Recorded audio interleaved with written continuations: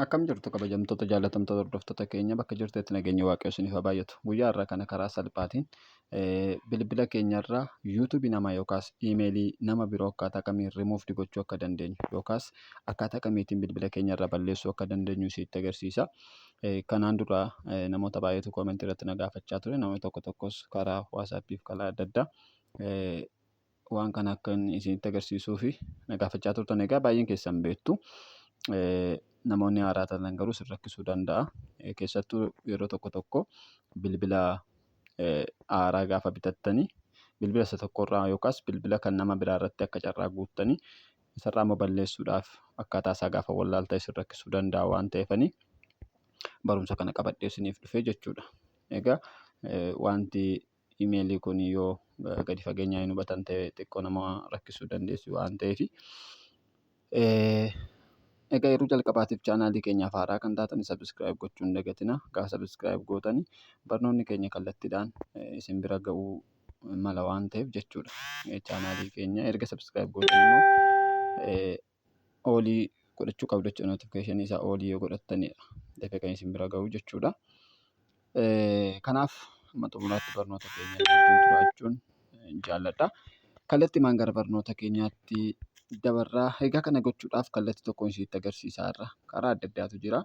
Garuu kallattii tokko qofaan kan isinitti agarsiisu jechuudha. Karaa tokko qofa isinitti agarsiisa.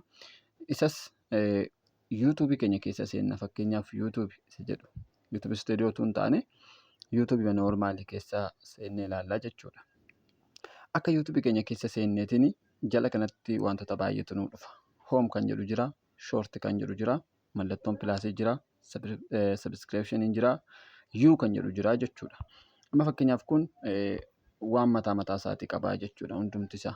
Amma fakkeenyaaf hoomiin kun yuutuubiin waan gadhiisu guyyaa guyyaatti namoonni yuutuubii irratti waan gadhiifatanii as jalatti argan jechuudha hoomii kana jalatti. Shoortiin immoo wantoota gaggabaabaa yookaas daqiiqaa tokko gadi kan ta'an as jalaa argannaa jechuudha.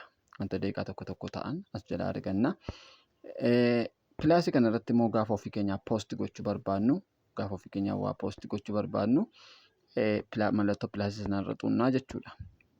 As jalaas wantoota afur arganna. Tokkoffaa irratti viidiyoodha, lammaffaa irratti shoortii, sadaffaa irratti liivii fi poosti jechuudha. Dhiifamu sanaa jechuudha. Wantoota kana arfan arganna pilaasii jalatti immoo jechuudha. Inni kan biraan sabiskiriipshiniidha. Sabiskiriipshiniin immoo namoota addi fireendii yookaas namoota nuti kana dura follow goone yookaas sabiskiraayib goone sabiskiriipshinii keenya jalatti argamu jechuudha. Namoota follow goonee jirru sabiskiriipshin kan jedhu kana jalaa argannaa jechuudha. As jala yoo deemtanii namoota kana argattu kanuma mataa duratti akkuma nas jechuufaa jiru kana namoota sabiskiraayib gootanii jirtanii sabiskiriipshinii jalaa argattu jechuudha. Viidiyoo isaaniillee asuma jalaan keessa seentanii ilaaluu dandeessu jechuudha. Egaa dubbiin kun guyyaa har'aa keessa isinitti agarsiisu barbaade yuu kan jettu ishedhumarra jirtu sana jechuudha. Yuu kan jettu kuni kan koo yookaas piroofaayilii koo jechuudha. Yuu jechuun piroofaayilii keenya akkuma beekamu kanaan dura yuu kan jettu kuni gara mataa duraa turte yeroo dhiyoo keessa gara gajjallaa kanaatti kan gad darbe jechuudha.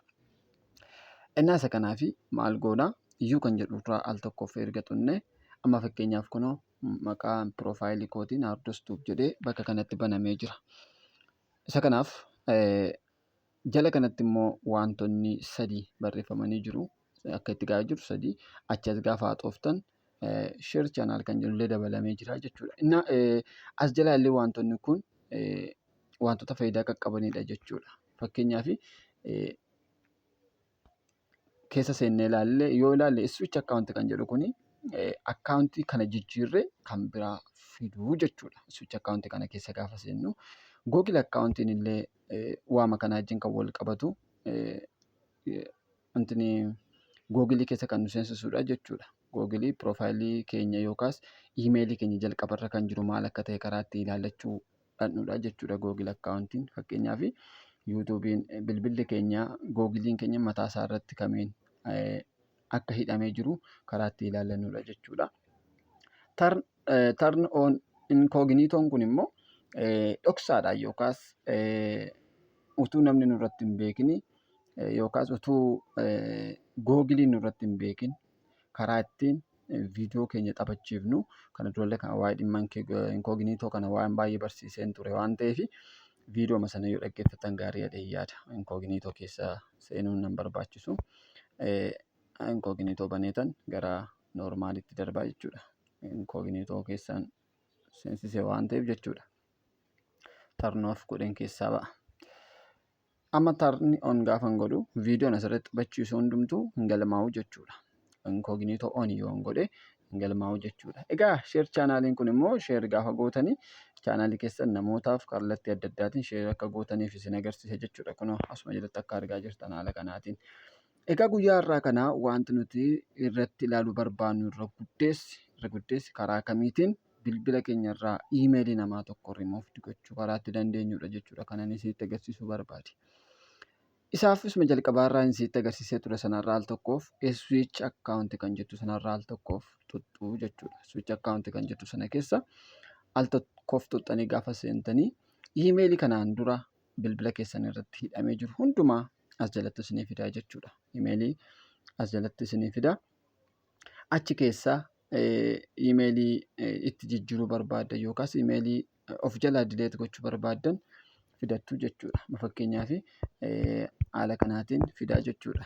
Maqaa namootaa fakkeenyaaf as jalaa nama tokkoon rimuuf godhee isinitti agarsiisaa jechuudha. Namoota ani kana dura yuutuub isaanii sirreessaa ture waan ta'eef na of galchaa namoonni yuutuubiin keessan as jalaa isinitti mul'ate yoo jiraattan illee edit gochuudhaaf yeroo waan hin qabaanneef edit gochuuf yeroo waan hin dhabeef waan hin godhu hin qabu. Yoo edit hin godhu ta'e garuu intin isaa dhoksuu waan naaf hin danda'amneef jechuudha. Fakkeenyaaf isuma jalqaba irra jiru kanan rimuuf godhee isinitti agarsiisaa jechuudha. Isuma jalqaba irra jiru kana. Egaa kana gochuudhaaf jalqaba iimeelii kanarraan tuqa otoo hin taane gara godaatti gad deemeetan manaaji akkaawunti kan jedhu irraa al tokkoof tuqa. Manaaji akkaawunti kan jedhu gara dhumaarra jira waan ta'eef. Isaaf kunoo haala kanaatiin as jalatti naa fida jechuudha. Hunduma isaanii kunoo haala kanaatiin naa fida. Egaa maal godhaa kunoo asuma keessaa abbaan barbaade sanarraan al tokkoof tuqaa jechuudha. Al tokkoof gaafan tuqu kunoo haala kanaan naa fidaa jechuudha. Haala kanaan gaafa naa fidu maalan godhaa rimuuf akkaawunti kan jettu kanaan al tokkoof tuqa jechuudha. Rimuuf akkaawunti kan jettu kana gaafan tuqu guutummaa guutuutti bilbila koorraa iimeeliin sun badeera jechuudha. Guutummaa guutuutti bilbila koorraa iimeeliin suniif yuutuubiin sun bilbila koorraa hin badaa jechuudha. Ofirraan balleessa. Egaa bilbila namaa irratti akka carraa iimeelii keessan guuttanii karaa ittiin balleessitan namoota dhabdanii fi karaa salphaadha jedhee waan hin yaadeef haala kanaan isinitti agarsiisuu barbaade jechuudha. Egaa barnoonni har'aaf qabadhee isiniif dhiyaadhe isuma kanaadha. Egaa barnoota biraatiin hanga walitti deebinutti turtii gaarii isiniin jedha. Namoonni ammas chaanaalii keenya haaraa taatan sabiskiraayib gochuun hin dagatinaa. Barnoota qofaadha asirratti kan isin barsiisaa jiru. Noormaaliitu wantoota adda addaa dhufee viyuu baay'ee akka argatu nan beeka. Tuunni tiktook irraa wantoota adda addaa intin jedhee jechuudha. Garuu barnoonni isin fayyada jedhee waan asirratti barsiisaa jiruu fi isin immoo laayikii sheerii gochuun hin dagatinaa. Yaada qabdan koomentii irratti naa barreessaa. Waan gaaffii sitti ta'ullee viidiyoo akka irratti isin hojjedhuu fi koomentii jala naa kaa'a. Barnoota biraatiin hanga walitti deebinutti ammas nagaadha.